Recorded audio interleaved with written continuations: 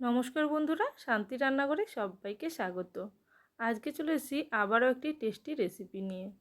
সাধারণত আমরা এই গ্রিন মুগ ভিজিয়ে এটা দিয়ে তড়কা বানিয়ে থাকি বা তড়কা ডাল যেটাকে বলি, সেটা বানিয়ে থাকি। তবে এই গ্রিন মুগ দিয়ে আরও একটি রেসিপি বানানো যায় যেটা তড়কা ডালের থেকেও সুস্বাদু হয়। চলুন তাহলে দেখে নিই কীভাবে বানাচ্ছি।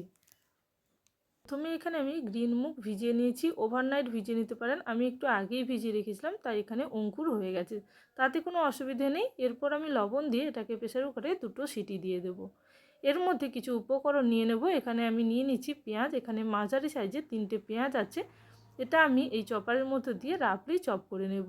150 গ্রাম মতন ডাল নিয়েছি, তাতে এতটা পরিমাণে পেঁয়াজ লাগবে। পেঁয়াজটা আমি যেহেতু চপারের মধ্যে তাড়াতাড়ি করে চপ করে নিচ্ছি, খুব তাড়াতাড়ি পেঁয়াজটা এইভাবে ছোট টুকরোতে চপ হয়ে গেল। এরপর কিছুটা টমেটো আমি কেটে নেব। দেখুন পেঁয়াজটা কিন্তু আমি একেবারে মিহি করে এইভাবে কুচিয়ে নিয়েছি। অনেক সময় তাড়াতাড়ি করার জন্য আমি এই চপারের সাহায্যে করে নিই। দেখুন খুব ভালো মতন কিন্তু এটা ছোট ছোট টুকরো হয়ে গেছে। এরপর কিছুটা টমেটো কেটে নেব।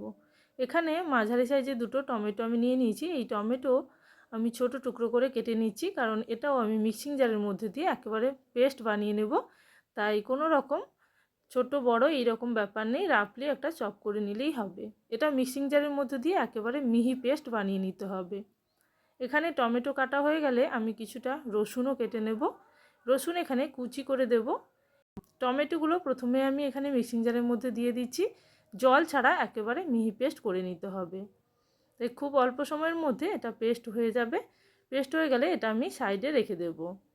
এর মধ্যে কিছুটা রসুন এবং কাঁচা লঙ্কা নিয়ে কুচি করে নেব। এখানে আমার টমেটোটা দেখুন এইভাবে পেস্ট করে নিয়েছি।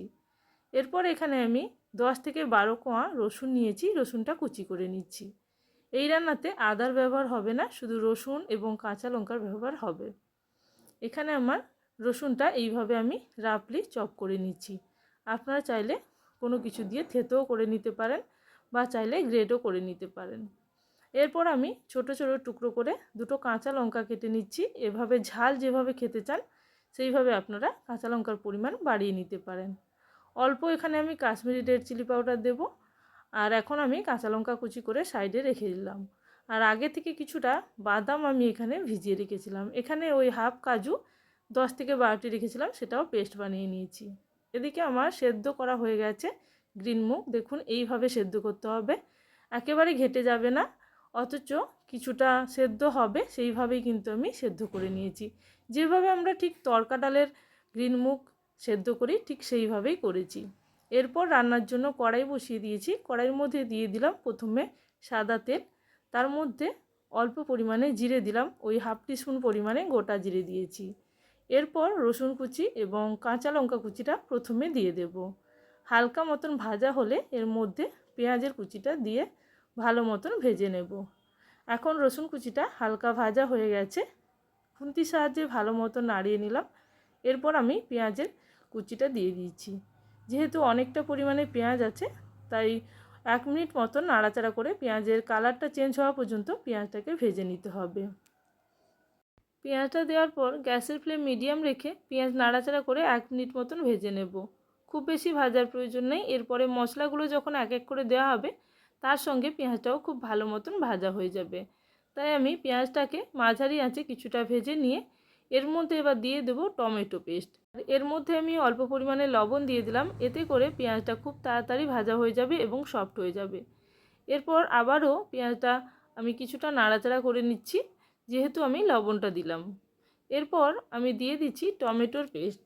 টমেটো পেস্ট এখানে মাঝারি সাইজে 2টো টমেটো আমি পেস্ট করে রেখেছিলাম, সেটা দিয়ে দেব। সেটা দেওয়ার পরে বেশ অনেকক্ষণ ধরে ভেজে নিতে হবে, কারণ টমেটোর কাঁচা ভাবটা যতক্ষণ না পর্যন্ত যাবে ততক্ষণ রান্নার টেস্ট ভালো হবে না। যারা অলরেডি ভালো রান্না করতে জানেন তারা অবশ্যই এটা জানেন যে টমেটোটা খুব ভালো মতন ভেজে নিলে তবেই রান্নার টেস্ট ভালো হবে। তাই ভালো মতন আমি টমেটোটাকে ভেজে নেব। গ্যাসের ফ্লেম মিডিয়াম রেখে অনবরত নাড়াচাড়া করে আমি টমেটোটাকে খুব ভালো করে ভেজে নিচ্ছি। টমেটো ভাজাটা কিছুটা হয়ে গেলে, অর্থাৎ 90% টমেটো ভাজা হয়ে গেলে যখন তেল ছাড়তে শুরু করবে, তখন আমি ওপর থেকে বাকি কিছু মশলা দেব। যেমন এখানে কিছুটা হলুদের গুঁড়ো, লঙ্কার গুঁড়ো আর কিছুটা ধনে গুঁড়োও দেব। সব কিছু ভালো মতন মিশিয়ে নিয়ে তারপরে আবারও কিছুক্ষণ নাড়াচাড়া করে নেব।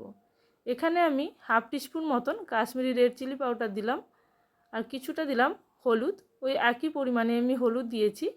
এরপর দিয়ে দেবো ধনে গুঁড়ো, সেটা আমি একটু বেশি পরিমাণেই দিচ্ছি, 1 টিস্পুন পরিমাণে ধনে গুঁড়ো দিলাম। এরপর আর একটু পরিমাণে আমি দিয়ে দেবো এখানে জিরে গুঁড়ো। সব কিছু দেওয়ার পরে খুব ভালো মতন নাড়াচাড়া করে নিতে হবে।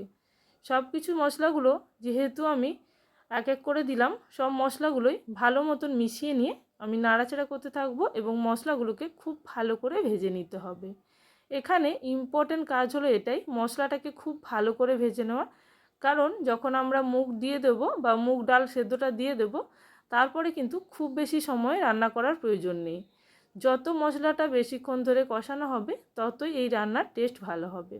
মশলা প্রায় 3 থেকে 4 মিনিট ভালো মতো নাড়াচাড়া করে যতক্ষণ না পর্যন্ত মশলাটা খুব ভালো মতন ড্রাই হয়ে সাইডে তেল ছাড়তে শুরু করে ততক্ষণ পর্যন্ত মশলাটাকে কষিয়ে নিয়েছি। মশলাটা এখন বেশ ভালো মতনই সেদ্ধ হয়ে গেছে এবং একেবারে ভালো মতন কষানো হয়ে গেছে।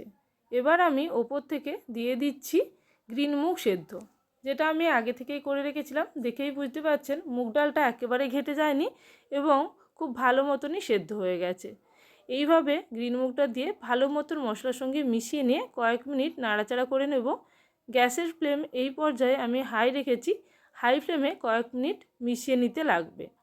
এরপর ভালো মতন মিশে গেলে এর মধ্যে প্রয়োজন মতন আমি জল দেব। জলের পরিমাপটা একেবারে নিজেদের ইচ্ছে মতন, যেইভাবে আপনারা গাঢ় এবং পাতলা খেতে চাইবেন সেইভাবেই এখানে জল দেবেন। তবে এটা খুব বেশি পাতলা করার প্রয়োজন নেই, তড়কা ডাল যেভাবে হয় সেইভাবেই হবে। শুধুমাত্র এখানে তড়কার যে উপকরণগুলো পড়ে সেগুলোর থেকে কিছুটা আলাদা উপকরণ পড়বে। এখন খুব ভালো মতন মিশিয়ে নিয়ে দেখুন এইভাবে মিশ্রণটা রেডি হয়েছে। এবার আমি উপর থেকে আগে থেকে পেস্ট করে রাখা কাজুটা দিয়ে দিচ্ছি। কাজুটা এখানে আমি পেস্ট করে রেখেছিলাম অল্প পরিমাণে জল দিয়ে। কাজুর পেস্টটা দেওয়ার পরে ভালো মতন মিশিয়ে নিতে হবে। এখনও পর্যন্ত আমি প্রয়োজনীয় জল দেইনি, তবে কাজুর পেস্টটা মিশিয়ে নেওয়ার পরে অল্প পরিমাণে জল দেব। খুব ভালো করে কাজুর পেস্টটার সমেত ডালটাকে নাড়াচাড়া করে নেব। গ্যাসের ফ্লেম আমি এখন হাই ফ্লেমেই রেখেছি। এই হাই ফ্লেমে কাজুটাও কিছুটা ভাজা হয়ে গেল। তবে এই কাজুটা একেবারে আগে দিয়ে ভাজার প্রয়োজন নেই, এই অবস্থায় দিলে একটা ক্রিমি টেক্সচার আসবে, তাই আমি এখন দিলাম। এরপর প্রয়োজন মতন জল দিয়ে দিচ্ছি। জল দিয়ে খুব ভালো মতন মিশিয়ে নেব। দেখুন এখন কিন্তু মিশ্রণটা একেবারে ঠিকঠাক হয়েছে। এইভাবে ডালটাকে রেডি করতে হবে।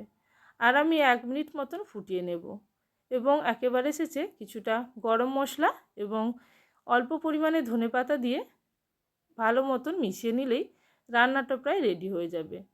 এখন দেখুন এইভাবে কিন্তু ফুটতে শুরু করেছে, যেহেতু আমি গ্যাসের ফ্লেম হাই ফ্লেমে রেখেছি।